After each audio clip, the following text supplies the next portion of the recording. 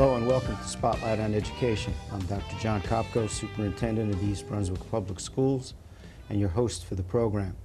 Today I'm in the studio with two very special guests, Laura MacMillan, who is our principal at Bowne-Munro School, and also a teacher at the school, Gail Rabii. And I'd like to welcome both of you. It's been an extremely exciting year for Bowne-Munro because you won an award from the Melville Corporation.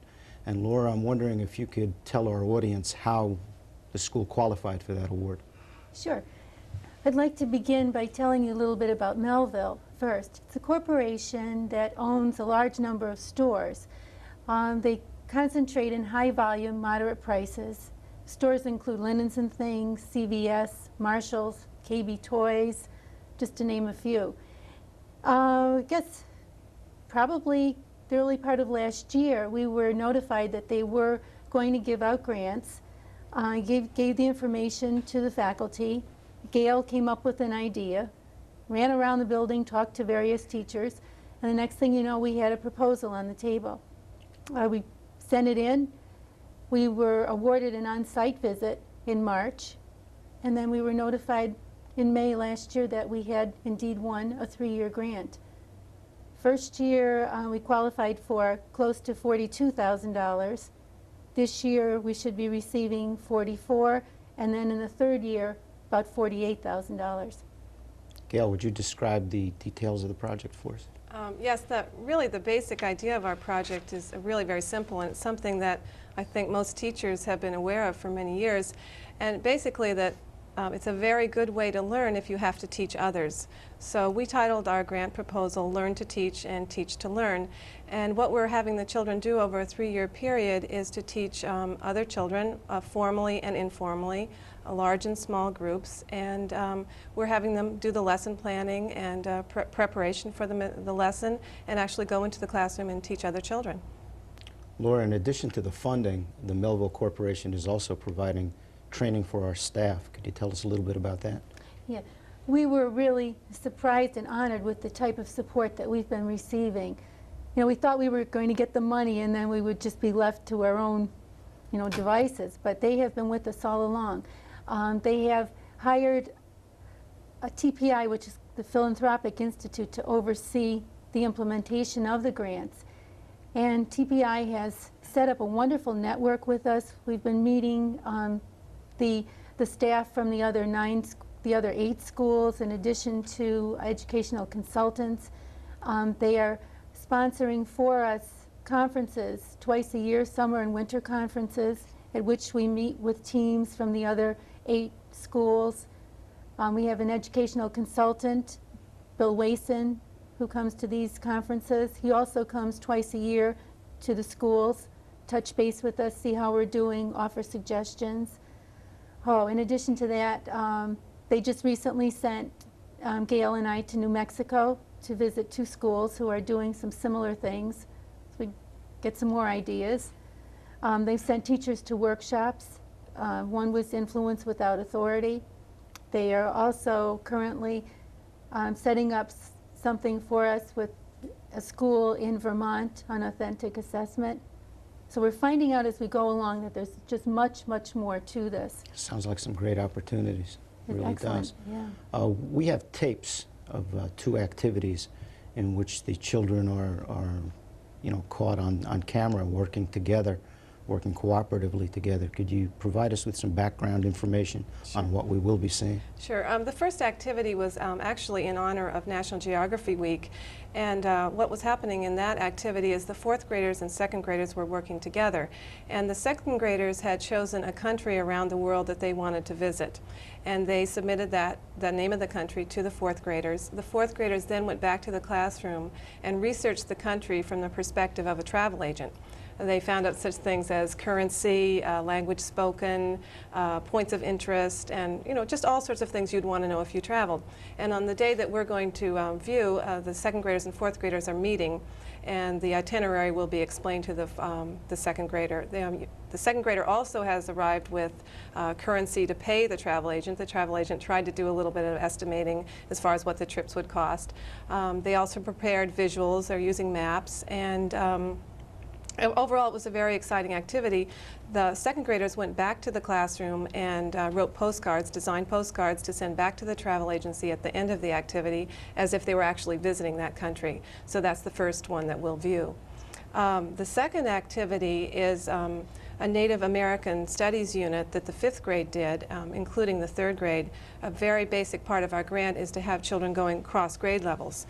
And so the 5th graders and the 3rd graders spent a large part of the year studying Native Americans together. On this particular day, we're having a Native American festival, and the 5th graders have invited all of the school in to visit the villages that they created.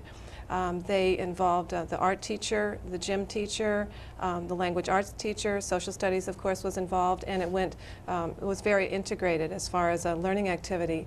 The culmination of this activity was very interesting. We had a Native American student teach the rest of his classmates an authentic Native American dance, and so that was performed at the end of the unit, so we'll see that too.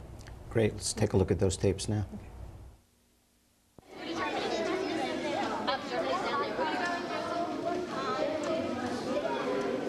What sports do they play? Soccer. Well, they play a lot of soccer, but they also play basketball, hockey, ice skating, and they skate. And there's a lot of museums. Okay, and then that's traveling from New Jersey. Well, here's a map. And you'll be flying from the United States to the capital. And then there's a lot of trips, like I said before.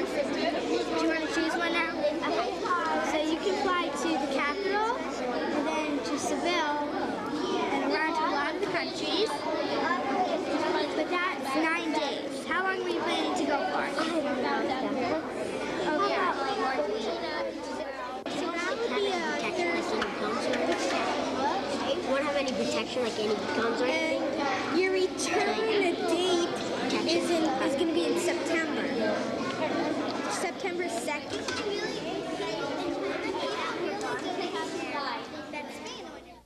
Plank house because all the planks of wood up here and down here. And the McCall were very lucky to have all trees around them to make these plank houses, because some other houses, other Indian tribes needed like wood or something else to make their houses, which wasn't as strong as this house.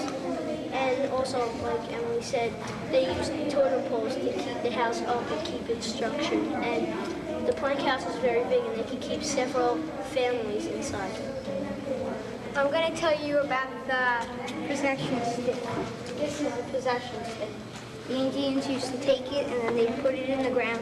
And if they had cattle or sheep, not sheep, anything else there that they owned, this would be in there, and that would tell the other tribes to stay away. They couldn't take it or anything like that. I'm wearing a Mississippian dress. The men usually wore it as a long shirt. The Mississippian liked bright colors and lots of designs on their clothing. The men didn't always wear this long shirt. They only wore it on special occasions. For cornbread, they made cornbread because they had a lot of corn in their cornfields, and it's just like really squashed like corn and like honey and stuff.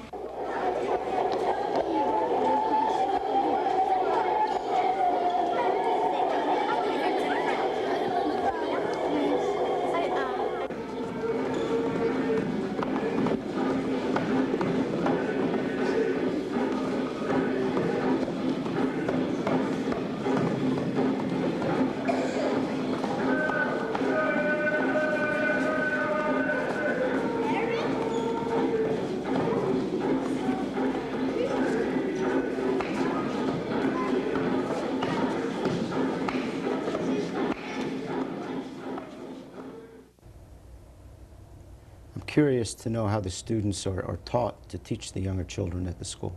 Well, the teachers on the various grade levels help them. For example, just recently our 5th grade health students in Mr. Mastrangelo's class were planning to teach lessons on the various body systems to the kindergarten children. And of course, they really don't know what to expect in a kindergarten classroom.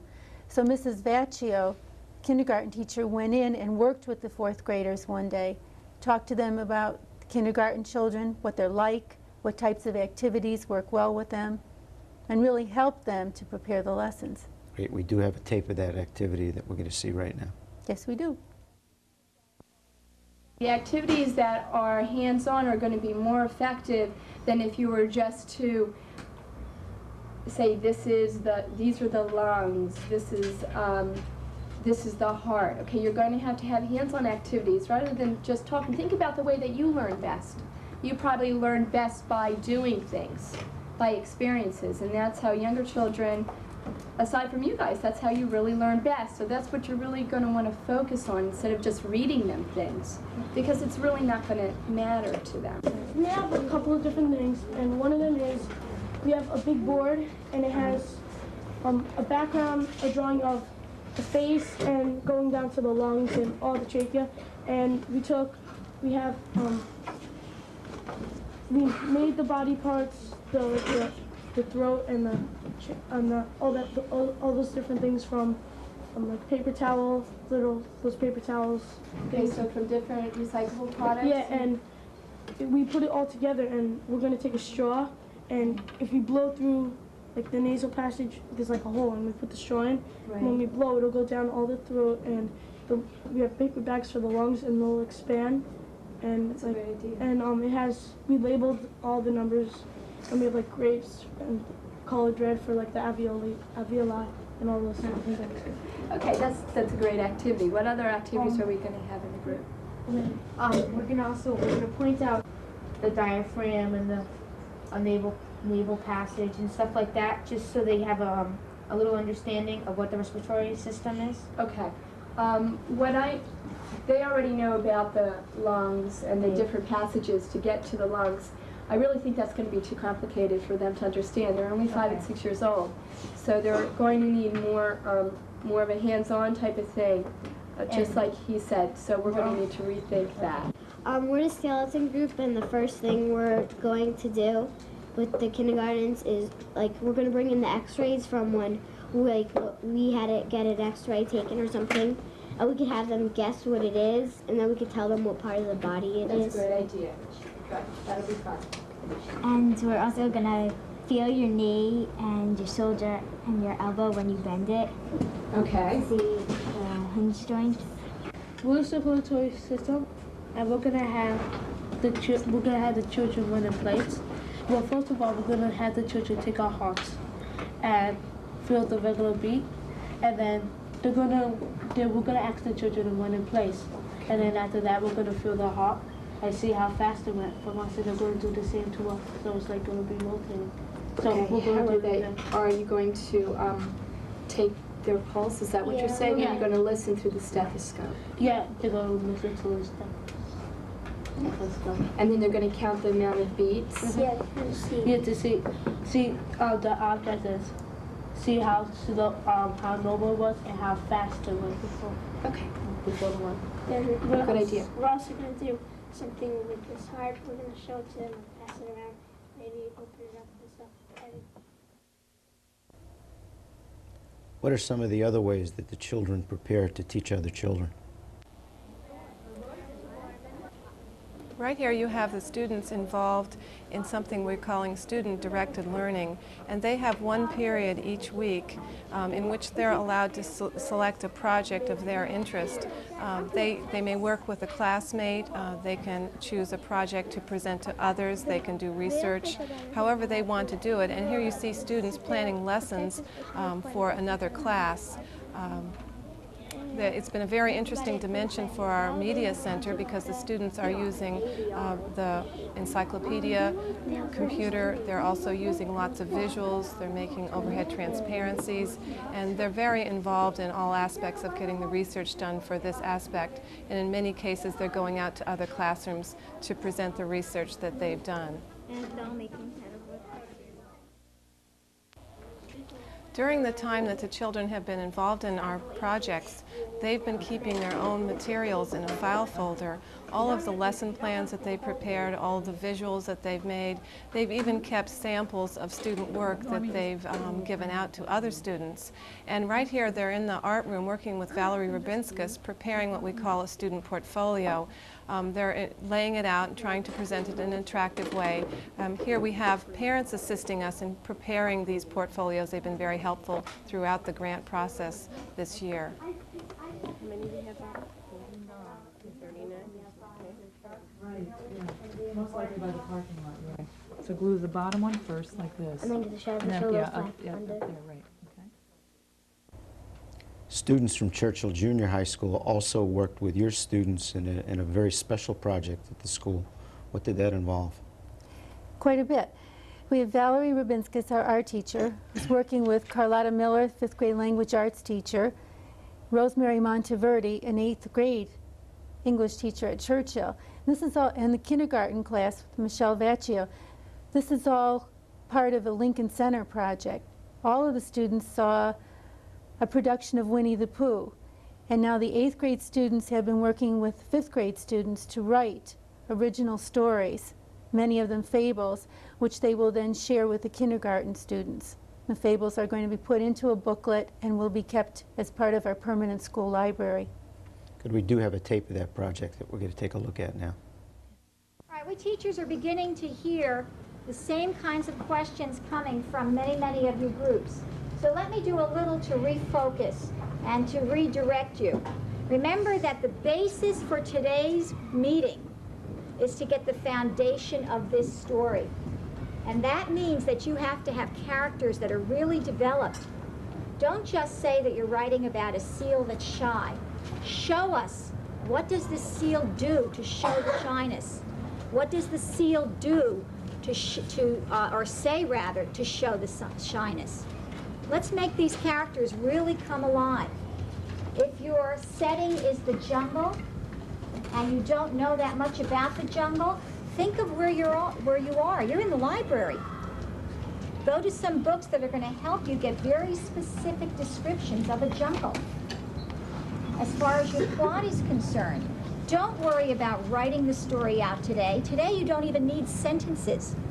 The only thing you need today are the basic ideas and as many words and descriptions as you can possibly come up with. I know some of you have been working on pictures. It's a good idea to see now what kinds of animals you may be using, but this isn't the time right now for drawing those animals.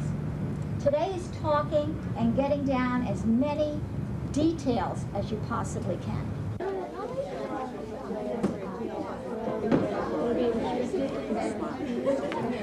Should we put like some seaweed on the bottom because like that's like putting seaweed in the story? Maybe some like little fish. What is the Wolverine like? What do they normally fight about? Wolverine just picks on everybody. For everything they do?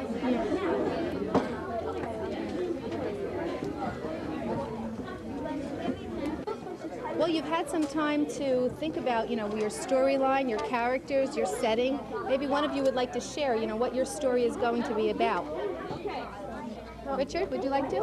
Sure. Okay. Well, anyway, it's about 4 people. Uh-huh. But one doesn't really come into story until later. Okay. So it's about this one girl, who's a bunny, and the two people really like her. A wolf and a wolf and a fox. Okay. And the fox is a sly and cunning character. And the wolf was rather weak and he's shy and stuff. Okay. So.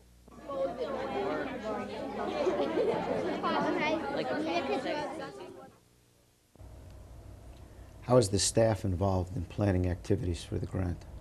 Well, as I mentioned earlier, we have the summer and the winter conferences.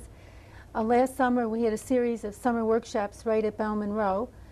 Throughout the year, we've had breakfast meetings, update meetings, planning sessions. Our 2 biggest problems really are time and communication, but we're working at it. For example, when we talked earlier about the student-directed learning, we have a bulletin board in the hallway where we highlight the students, their pictures and their activities, and teachers actually look at that board and then they'll go to the students and, set up sessions where their students can be taught that information. In addition to that, we've been trying to find ways to expand the leadership roles in the school. And one way we've been trying is to have project directors. And our first project director is third grade teacher Jim Stricchiola, and he is now running the ecology project that we're going to have in progress near the end of June. So he's really taken that over. He's set up the meetings, he's working with the teachers and doing all of the planning, and that seems to be working well for us. We're looking forward to having more directors in the future. Well, you've certainly had a very, very busy and rewarding year, exciting year. And if I were to ask both of you, what was the most rewarding aspect of this past school year, what would it be? Gail? Well, I think on two different aspects of it for me. Having the opportunity to meet with other teachers and other administrators and educational specialists throughout the country is something that I might not have ever had the chance to do before. So that's been very nice. I think on the school level, having the opportunity to go into teachers' classrooms that I would not have gone into. I've been in the first grade and the second grade, and I'm a fourth and fifth grade teacher, so I don't normally get to go into those classes. I've gotten to know the teachers and the children. I think that's very nice. But I think the highlight for me is really seeing the children grow and become very excited from the aspects of the grant that we've been doing. Laura? As I was listening to Gail, I knew I was going to have similar feelings. To watch the students has been phenomenal because their self-esteem is rising, they're more proactive, they're taking charge of their own learning, and that's a wonderful thing to see. Their presentation skills, they're becoming more organized. They are themselves recognizing their weaknesses and their strengths, and they're going back and perfecting those weaknesses, and you can actually see the growth. School-wide also, I'm so happy to see the teachers working more and more with one another. The doors are open, and they're doing a lot of projects that are very natural and low-keyed. Some of the things that we've showed you are, more school-wide projects, and they're much more involved. But the things that please me the most, I think, are the things that just happen on a given day, where two teachers just bring the classes together and do some type of mini project with them. That's been the most rewarding. And also, this whole process has opened all of our eyes to the different types of opportunities that are available to us. One thing that we've started this year in the school is a management team. Teachers are taking more part in decision making. We have a representative from each aspect of the school: support staff, the upper grades, the lower grades, the whole special education, specials.